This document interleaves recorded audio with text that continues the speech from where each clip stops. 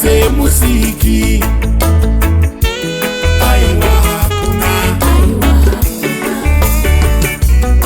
mangwanani ega ega handikanganwe kurumbidza zita renyu munondiyambutsa pamatomba anocherwa nevanovenga. Mwari makanaka, tsitsi dzenyu izhinji. Kuriko here rudo runokunda rwamambo Jesu? Kwete hakuna. Dziriko here nyasha dzinokunda dzemusiki? Aiwa hakuna. Tinozviziva tinotadza, tiri vanhu venyama. Mambo wangu tiregerereiwo, ropa renyu rakadeurwa kuti mutichenure pane zvese zvatinokanganisa.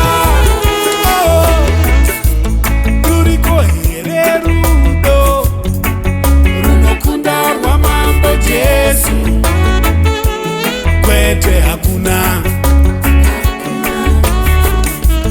Dziriko here nyasha dzinokunda dzemusiki?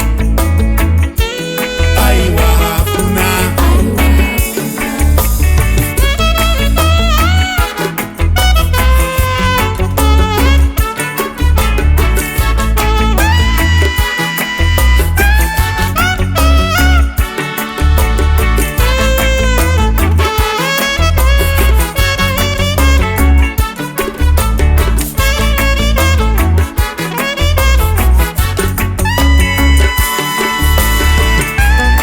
Munotichengeta chero tatadza, muchitiregerera. Kana vavengi vedu munoti tivanamatire. Kana ivo vakauraya Jesu makati varegererei, havana chavanoziva.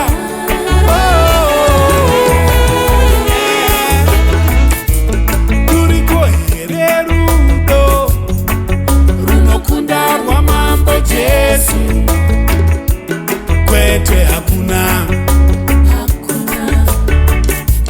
Dziriko here nyasha dzinokunda dzemusiki?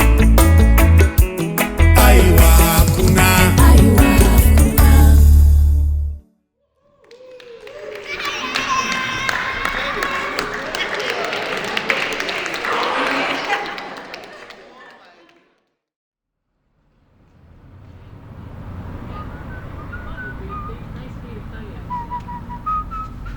Okay, awesome.